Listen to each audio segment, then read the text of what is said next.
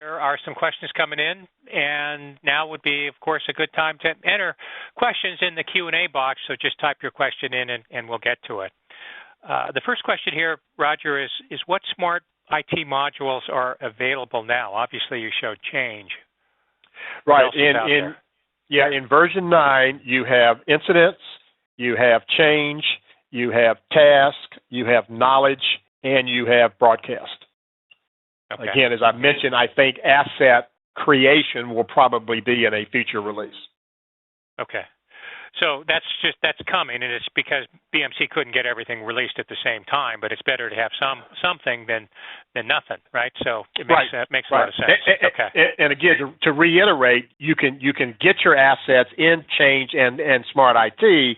It's just you're not creating new assets on the fly until the new version of smart IT comes out that might have that. Okay. Next question here is how do you link to MS Project? Or I guess we could expand that. We could say how to link to MS Project or any other PPM or project portfolio management solution out there. Well, at one time there was a link to Microsoft Project. I would need to double check and see if that's still valid and what version of Microsoft Project Server, by the way, is out there. I think that's still a connector that's available. But regardless of whether that connector is out there, I think as most Remedy folks know, Remedy does support a wide variety of APIs, a wide variety of web services. So it would be a matter of looking at what your system was, how to do it, but I would have very high confidence level that we could integrate it with whatever your project system was, assuming that it was pretty open with web services and those types of things. Okay, so in other words, if you put in a change request, then it would start to fill out an MS Project plan. Is that that's what a lot of people like to do, right? And of course, the advantage of going over the project is then you've got things like Gantt charts and all of that normal change management is not doing. So the ultimate goal would be you create the change request with the associated task. They then go over as the change, and of course the task become the individual task within a project, whether it's Microsoft Project or the other way around. Yes. Okay. Next question is how do you view the dependency map? And I guess the reason they're asking that is they want to see what changes would, or what would be impacted by a potential change, right? Yeah, and I probably should have showed that. I apologize there. Let me go on and let's maybe go to the next question while I back up here a minute, and I will do one of those. I will do one of those for you there. It says here. So let me just. You want the next question? Yeah, well, I've actually got it right here, so let me, go and give me the next question. Let me back up over here to change, and I will do that for you. This looks like it's similar anyways. How do hardware and software CI records get updated for the configuration, version, patch number upgrades in version 8 and 9 client and version 9 Smart IT? Do you understand what they're asking? Read that one to me again. I want to hear that one again before I answer it. Yeah, how do the hardware and software CI records get updated for the configuration, version, patch number upgrades in version 8 and 9 client and version 9 Smart IT? Does that have to do with doing an upgrade? What is that? Yeah, there are a couple of things. Yeah, I mean, so in here, I used an example that I was going to upgrade a hard drive. How does that go back and forth? There are a couple of different things there. One is it depends on what kind of discovery tools you're doing, right? A lot of people in their asset record under the relationship details tab, they keep that type of information. So on any discovery run, if I originally had 32 gigs of RAM in my server and the next discovery run, I found out it was the other one, that's where you would basically run the Atrium reconciliation to update that we either discovered new CIs or in this case, we discovered that there were new things about that CI. It also is depending on whether you have any automated tools to do those. So you mentioned one of the places that you had worked on closed loop change management using the BBSA, the Blade Logic provisioning tool. So a lot of times if we use one of the other tools that BMC has to go out and affect one of the CIs that's in the CMDB, it happens from that perspective. And then the same would be true on the client endpoint machines, if you're using like BMC's client manager tool, again, as it does each discovery run, it pulls back in that detailed information. But in Remedy, the real key is when I see something has changed, I run that reconciliation engine to keep a clean set. So I've got different CMDB audit data sets that I can look at to make sure that we're keeping that information up to date there. Okay. So real quickly, Dick, before you go to the next question, what I did here is I just went back to one of my change requests. I related one of those servers, that Maybach server there, to it, and I happen to know that Maybach runs their employee benefits application. So because we do have those relationship details refined within the CMDB, and typically that came from having used that Atrium discovery and dependency mapping tool, then when we're in incidents or change or wherever we are within Remedy, if we want to say explore whatever the CI, and remember the CI can be a server, but a CI can also be a service or one of your applications.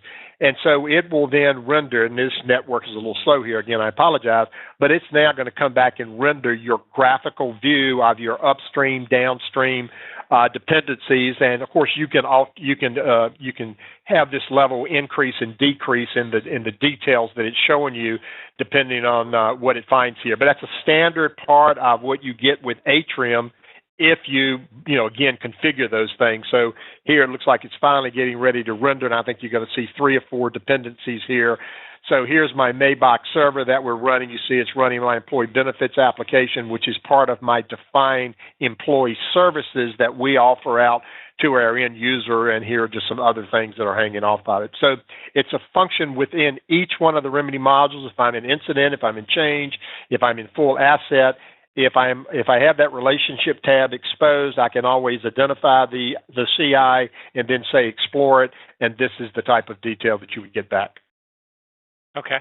And here's another question that's related. It says here, if no automatic discovery or dependency mapping exists, what is the best method to add a new CI into the CMDB via a CRQ? What's a CRQ? The change. I think he's saying the change request. Okay. Yeah, so you would put it in that we need to receive another asset in, right, and that would go through the approval process and get done, and then in pretty much all of your screens, depending on your permissions, you can go in and do what's called manage CIs, and one of the things under manage CIs, of course, is to create a new CI. You would indicate from the CMDB what the class was. So if it's a server, it'd be computer system. If it were an application, it'd be BMC _ computer system application, I think it is. You'd have to look at the list, and then you would go in and fill out the required attributes about that new server that you're entering into the system. Or alternatively, what some people have done is, of course, if you receive an asset in via the Remedy Asset Receiving module, of course, that would get it into your CMDB. And likewise, if you were using some type of scanner in association with your asset module, like our product that we offer, Dick's ScanStar, we would, when that new server hit or new CI of whatever type hit the loading dock, we would scan it in, and that would then automatically create the new CI in Remedy. And then, of course, somebody would need to go in and put in all the product classifications and who it's going to be assigned to and who the support groups are and those types of things.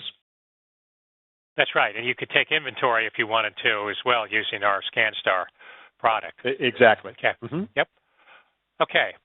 Next question. On the presentation of the tool, you have risk questions, but also allow others to manually determine risk. Why would you allow others to manually select risk when you should be using the risk questions? And who can override risk? That's more of a process question. Yeah, it's a configurable option. If you use a template, I mean, the whole reason you use a template is we as a team have all agreed on these are the things that are going to be done about that template, how it's going to be classified, what are the tasks associated with it, and it would assign the risk level. Most implementations, in all honesty, it's either one, they either always do the risk questions unless there's a template, and they don't give the individuals the ability to change it. It is configurable to make it available to come in here and change it, but as I say, most companies lock that down, and it's a permissions thing that you that you have out there as to whether you're allowed it. But I mean, I agree with the questioner's comments. It really would not be best practice to let someone override the templated agreed upon risk level, except maybe in extraordinary situations. And there, here's an example of some of the questions you might do. And again, the questions are weighted there. Good, thank you. Does the latest discovery reconciliation of a configuration get related to the change that was responsible for the upgrade? Seems like it would. It would. If you actually did the thing through the change, that's exactly how that would be done. It would be linked to that change request as far as how that record got created. And of course, date and time stamped and all those typical types of audit informations would be there. Okay. And the last question here is, what relationship types do you recommend for CIs? That is, depends on, is a dependency for, et cetera. Do you have a standard list? Well, it really bears on two things. If you are trying to define out your services and you're trying to track things more by, here's my SAP service, here's my employee benefit service, then in that case, I think it's very important to have all of the upstream, downstream dependencies, because think about it this way, the links that you want to have in there, think about it, if you're going to ask somebody to go make a change, what's the minimal and the desired level of information that person should have to know whether it's okay to make that change? So the first one I would think of is this machine, what applications are running on this machine and their criticality within our organization? The second thing would be, is this a single point of failure machine, i.e., is it part of a cluster where I know that I could take it down maybe during business hours, or do I know it's a pretty mandatory machine that has to always be running, and therefore I need to schedule that change during our maintenance window we might get once a month if we're lucky. So I think it's those things. It's really the dependencies and whether you're going to map the applications. That to me is the critical point of what you're trying to do there. Okay, great. All right, well, I think that's it.